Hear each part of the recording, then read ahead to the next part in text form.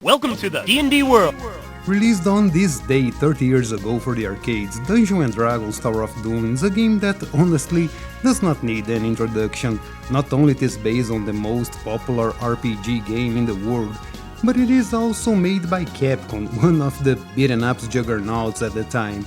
Bringing a lot of new things to the genre, Dungeons & Dragons is, up to this day, one of the best beat-em-ups Capcom has released, and we will take a deep look at it right now, but before all that, hi, I am Savino, and welcome to the Flying Kick channel. The 90s were a wild ride, games were starting to be taken seriously, so companies that never coded a line were starting to get interested in this new media that all the cool kids were talking about. That led to a bunch of games that were not always that great since the IP holders didn't know which video games developers were competent and which ones were just in the business to make a quick buck. While in 1994 Capcom wasn't a stranger to dealing with third-party intellectual properties, in the year before we had Cadillacs and Dinosaurs and The Punisher, the arrangement to create this game started way earlier. It all started in the late 80s and early 90s with Capcom Japan trying to acquire the license from TSR, the original Dungeons & Dragons publisher. Unfortunately, for reasons that are not known to the public, the deal wasn't going forward and it was needed the intervention of Capcom USA to close the deal in 1990.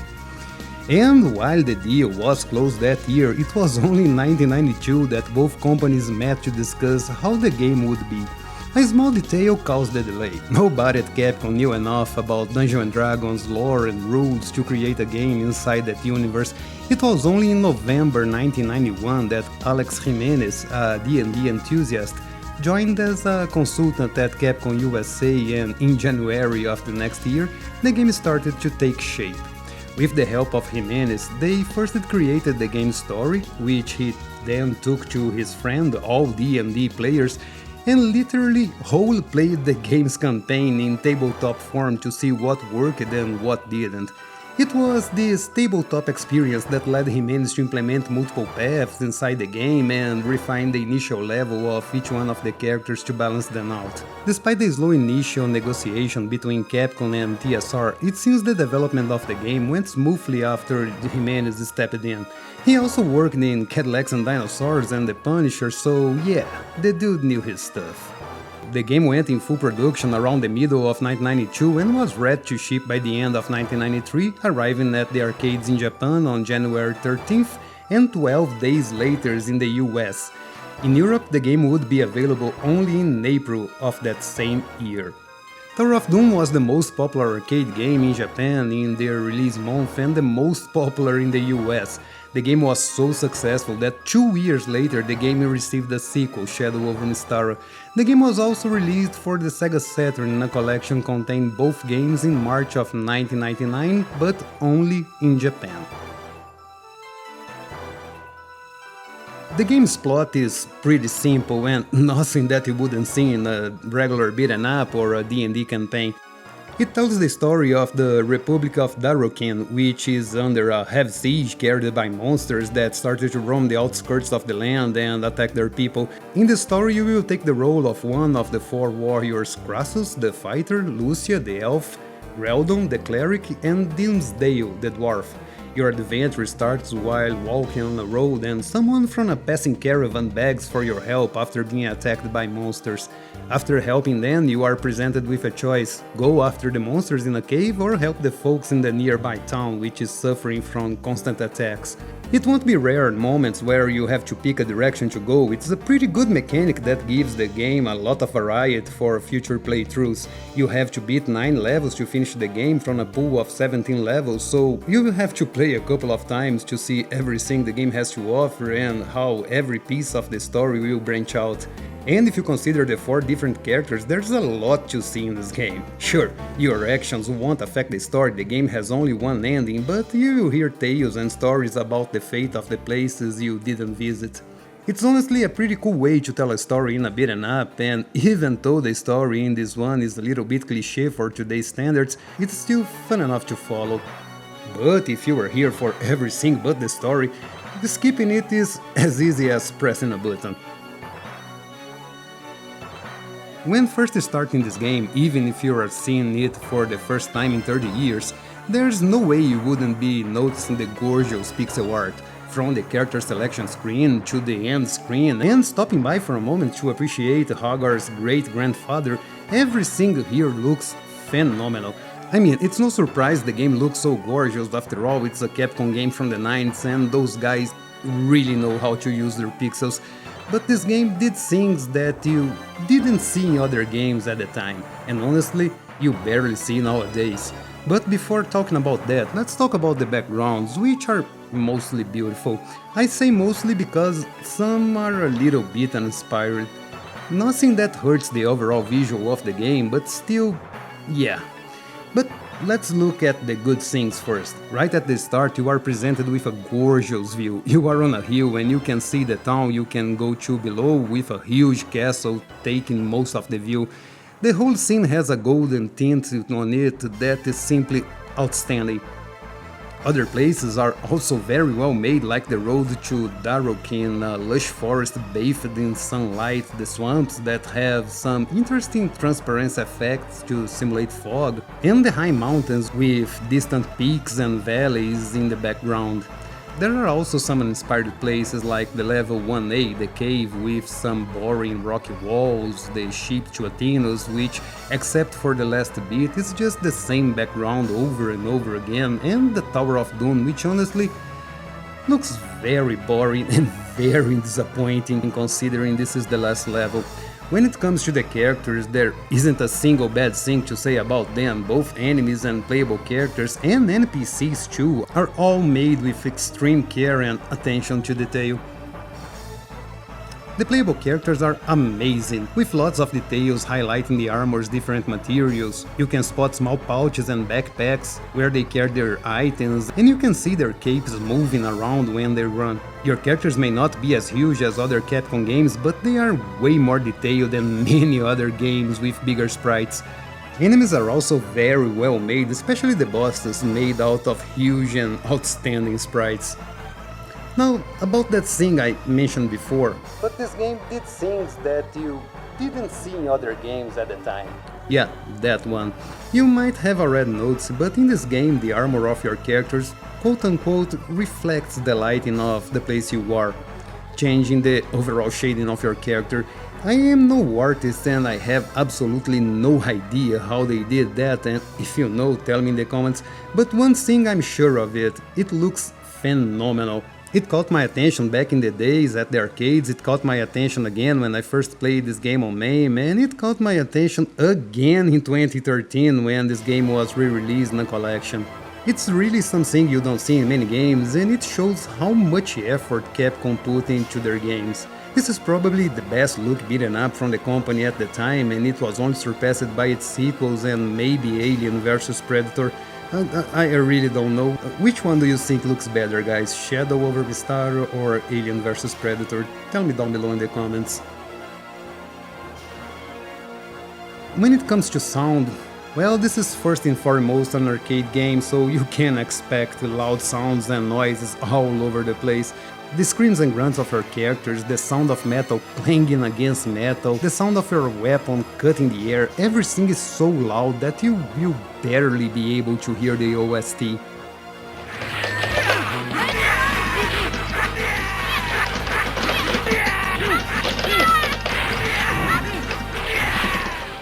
And it's hard to judge this type of thing 30 years later because the samples used here are clearly very low quality for today's standards, but they were what was possible at the time. You also can hear some voices when using magic spells or items, and despite being a little bit muffled, you will be able to understand it. While this is not anything special nowadays, having your character screaming the spell's names was pretty cool back in the day. The OST is good, not great by any means, but good enough for the game. The tunes here all have a classic feel, as if it was played by a grand orchestra to show how serious and important your quest is. Some compositions are very good, especially the boss music where drums take the front seat and give an ominous but very exciting beats to the tunes. It's here in the boss encounters that you will find the best tunes from this game. While during the levels the music is very good, they don't hold a candle when compared to the boss themes. Check it out.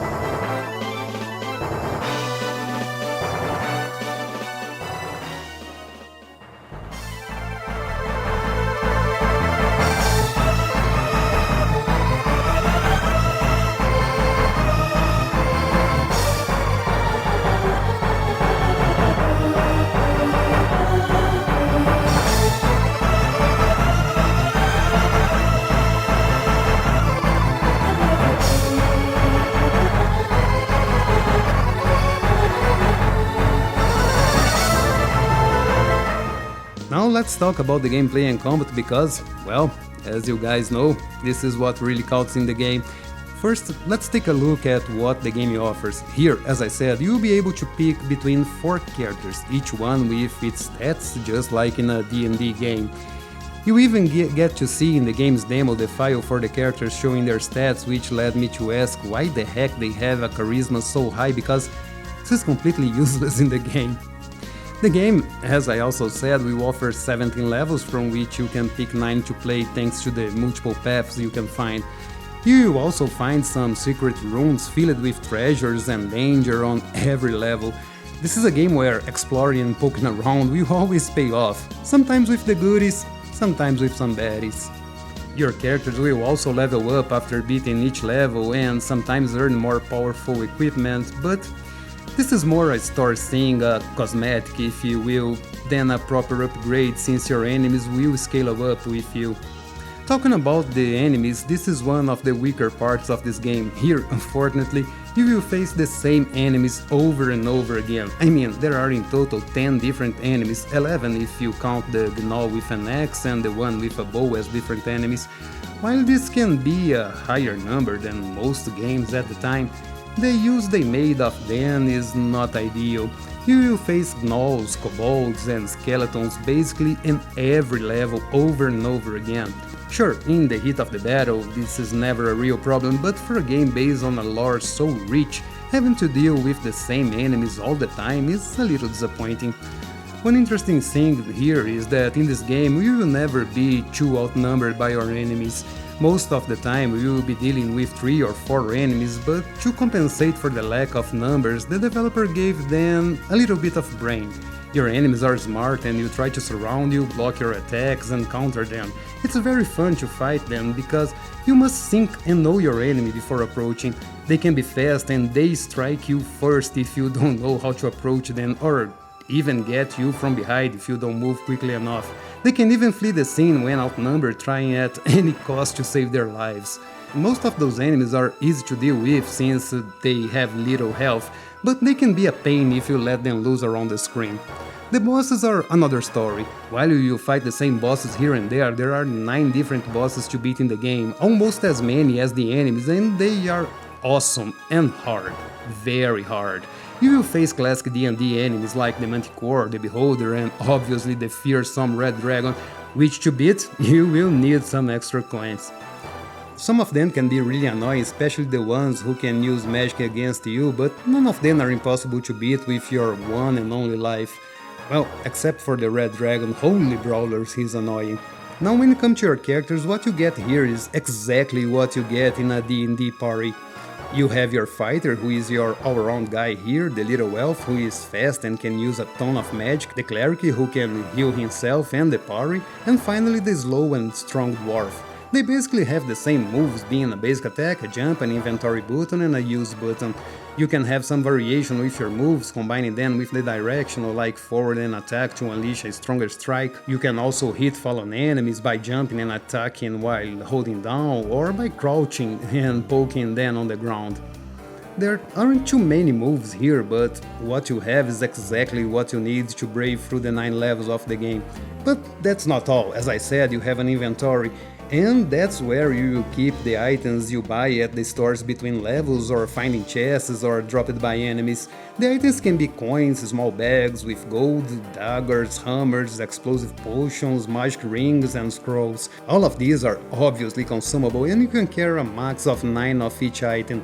The magic rings and scrolls are probably the most important items here since they work as your special move, but not all of them can be used by everyone. Being a D&D game, there are rules to follow, so you can carry a restoration scroll if you're not playing with the cleric, for example. There are in total 13 scrolls and 5 magic rings that you can find, and I recommend you to save them to the bosses because some of the magic is very, very powerful. Tower of Doom is not an easy game, but it is a game that will become way more manageable if you play with friends, especially if you play with a full party. Actually, with a full party, the game can even become easy since a complete team can become an unstoppable force. Tower of Doom is an amazing and successful game, so much so that 2 years later, in a time when beat'em ups were starting to be forgotten in favor of fighting games and 3D worlds, Capcom released a bigger and better sequel that was also a hit. Unfortunately, after that, we would never seen a Dungeons & Dragons beat'em up again. Well, at least, not officially. One of the developers, George Kamitama, was such a big fan of the game that he spent the late 90s and early 2000s trying to make a third game. Unfortunately, he never had the chance to get a hold of the name, but it didn't stop him from creating the game he always wanted. In 2013, we finally got the third game of the series under the name of Dragon's Crown, which I will be talking about soon here on the channel. If you want to play Tower of Doom these days, you can buy it on Steam in the Chronicle of Mystara collection, which comes with both games. The game was also released for PS3, Xbox and Wii U, so yeah. I think your best chance is to buy it on Steam. It's often on sale in there for around $4 and it's worth every penny, or, you know, name is a thing too. I highly recommend you to try it out however you can, because this is really one of the best games from Capcom and one of the best beat'em ups, period. And that's it for the video, guys. I hope you enjoyed this look at this 30 years old game, and thank you for hanging around while I was taking a break. I will be back next week with more videos for you and some new stuff that I'm preparing for you guys. Other than that, I would like to wish you all an amazing new year, and remember, in 2024, keep beat'em up.